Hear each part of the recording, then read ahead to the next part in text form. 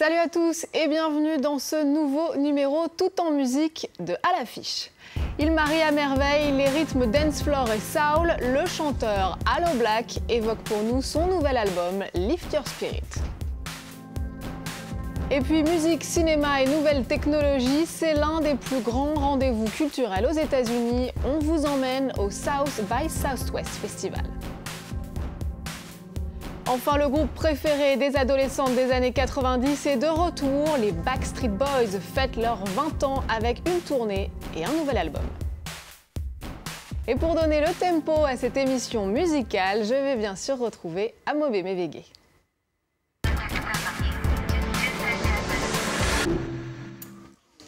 Salut Amobe. Salut Louise. Alors on va donc commencer cette émission avec un artiste qu'on adore ici à France 24, Allo Black. Allo Black qui sort son album en France le 24 mars prochain. Alors les gens l'ont oublié, mais c'est un prince du swing soul qui avait débuté en qualité de rappeur invétéré. Et là donc il signe un retour qui devrait le faire exploser à nouveau. On se souvient qu'il s'était révélé avec une chanson I Need a Dollar, Cause I Need a Dollar, I Need. On l'a écorché, mais bon, voilà quelqu'un qui a donné rencard sans doute avec le grand succès qu'on est très heureux de revoir. Ouais, il était donc de passage à Paris et c'est devant les caméras de France 24 qu'il évoque la sortie prochaine de son album Lift Your Spirit.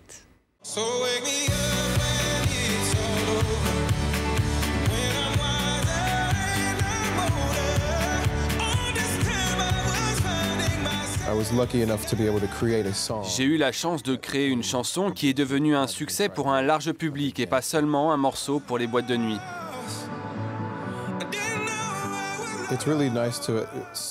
C'est vraiment agréable de recevoir de l'amour de tant de personnes, qu'elles savent ou non que c'est moi le chanteur.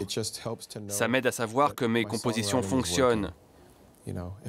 Si tout le monde les aime, que ce soit pour les paroles ou pour la voix, eh bien cela me fait plaisir. That makes me feel good.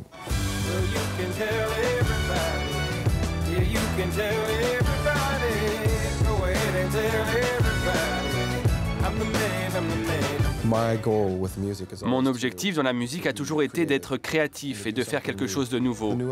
Le nouvel album, Lift Your Spirit, est un mélange des éléments que j'aime le plus. Rendre les sons de la musique aussi puissants qu'un rythme hip-hop, mais aussi musical que la musique soul, avec une pointe de personnalité de type rock classique. With a little bit of attitude, like classic rock.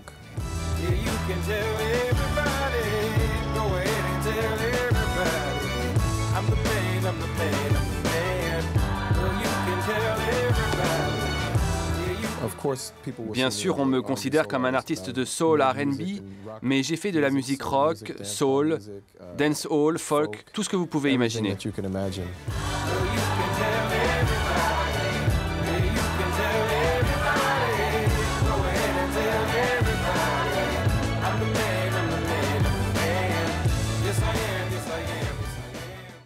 On continue cette émission avec le SXSW, autrement dit le South by Southwest Festival, qui se tenait à Austin, au Texas. Amobe, on connaît mal ce festival, dites-nous en un peu plus. On a un peu tort, parce que c'est tout simplement le plus grand festival de musique aux États-Unis. Un festival extrêmement original qui mélange donc la musique avec le cinéma, le documentaire indépendant et l'interactivité, parce que les gens peuvent participer à des conférences, etc. Vous prenez un petit peu de l'esprit du Sundance Festival de cinéma de Robert Redford, que vous pouvez mélanger avec celui de Woodstock, et vous trouvez un peu la substance qu'on a du mal à retrouver dans la plupart des festivals, une sorte de frénésie où les Texans côtoient les baggies du hip-hop. Sur scène, donc, entre autres, Snoop Dogg, Jay-Z et Kanye West et Neil Young. Il y avait du trash, du métal, des artistes émergents avec des pointures planétaires. Et puis alors parmi ces têtes d'affiche, une certaine Lady Gaga qui n'a évidemment pas manqué de se faire remarquer et pas de la façon la plus élégante qui soit. Hein. Oui, elle a misé cette fois-ci une fois de plus, pourrait-on dire, sur la provocation pour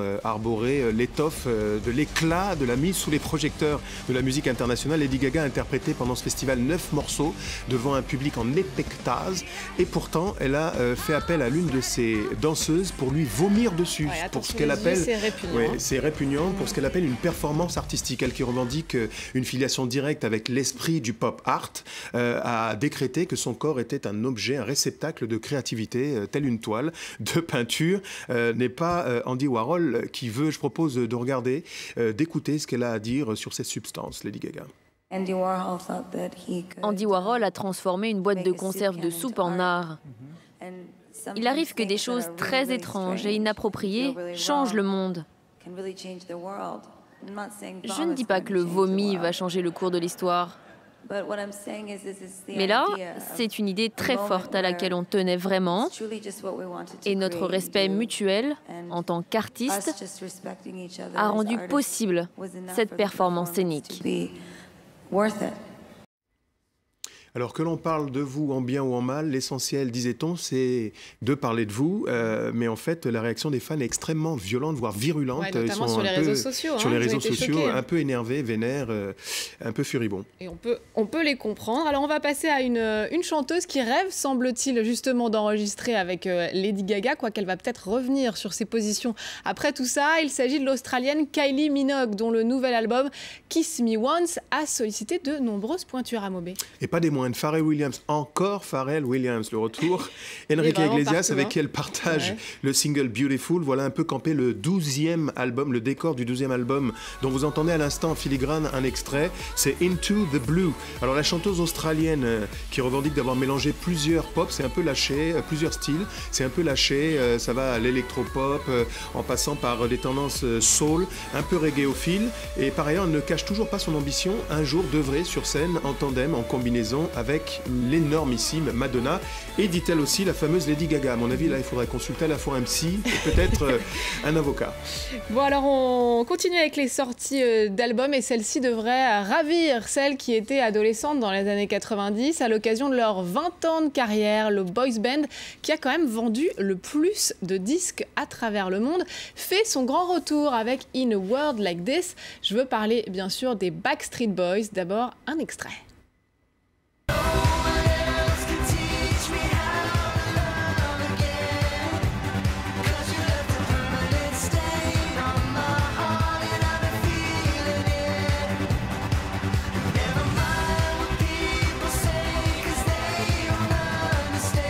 Permanent Stain, ils sont de retour, les Backstreet Boys, car il en faut pour tous les goûts, chère Louise. Il faut bien le reconnaître, n'en déplaise aux détracteurs. Chacun des albums qui achalandent la carrière de ce groupe a connu le succès planétaire. Musicalement, il ne faut pas s'attendre à une réelle révolution sur ce dernier opus, mais c'est plutôt du côté du look, des fringues, qu'il y a une petite évolution. Ils ont pris de l'âge. Le temps passe et coule en chantant tristement dans mon cœur. C'est cool, c'est Dalida. Fini donc les débardeurs moulants. Le 8e album du groupe campe le décor de la sobriété. Et on a pu le voir d'ailleurs sur le clip. On rappelle donc nouvel album, une sortie et une vaste tournée qui campe donc le sillage, on l'espère pour eux, d'une rencontre à nouveau avec le grand public. Alors c'est vrai que les temps ont bien changé depuis les années 90 et les Backstreet Boys. On part maintenant à la rencontre de ceux qui font danser les ados français d'aujourd'hui, les très déjantés Chaka Ponk. À l'occasion de la sortie de leur nouvel album, ils entament une grande tournée particulièrement attendue. D'habitude, un groupe de rock, c'est un chanteur ou une chanteuse, un guitariste, un bassiste, un batteur, parfois même un claviériste. Mais un singe, même virtuel, c'est beaucoup plus rare.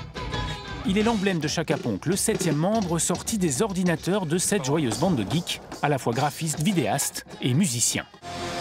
Bidouilleurs de sons et d'images, ils font tout eux-mêmes, des pochettes d'albums aux clips, et en général, ça décoiffe.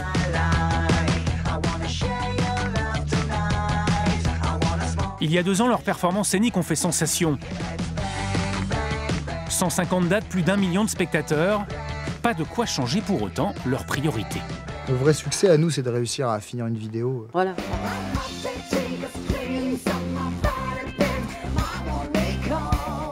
Et d'être content. Tous les 6, ça c'est le succès. Ouais. Que les gens en plus le partagent avec nous et que ça leur fasse des choses, c'est merveilleux. Il y a un côté ludique, on se fait vachement plaisir à galérer. À galérer à trouver comment marche un logiciel, comment animer ce singe différemment de la fois précédente.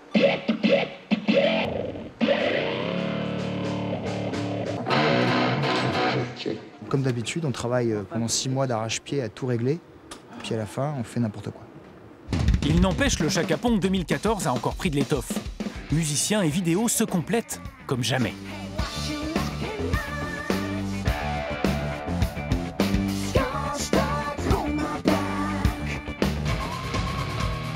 Performeur technologique, mais surtout bête de scène. Les acrobaties du chanteur lui ont déjà coûté les ligaments d'un genou. Qu'importe, elles ont aussi contribué à fédérer un public extra large, multi-génération. Il a fallu que j'attende 40 ans pour être fan d'un groupe, mais c'est à donf maintenant.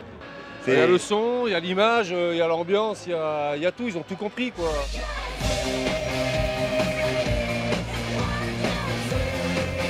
La tournée qui vient de commencer est partie sur les mêmes bases que la précédente. Les concerts sont complets des semaines à l'avance. Le rock mutant des Chaka Ponk est sur la route pour 1 an, minimum. C'est vrai que ça pulse. Hein, chez les Chaka Ponk. Transmission de pensée avec Amobé, c'est incroyable. Alors en fusion. On va passer à l'un des groupes de la scène rock du début des années 2000. Ils étaient cultes, ça fait longtemps qu'on n'a pas entendu parler d'eux.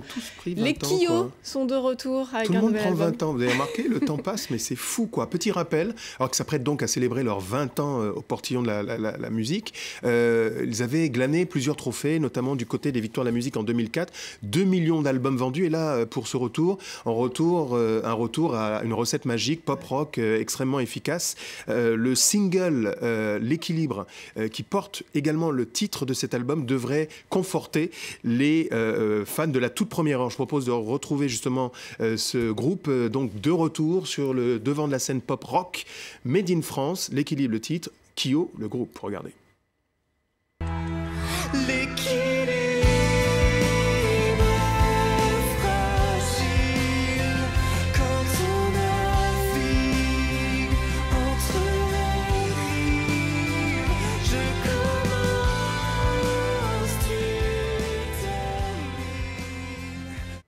Merci beaucoup Amobé d'être venu nous parler musique. À la semaine prochaine, mention évidemment. spéciale à Lady Gaga.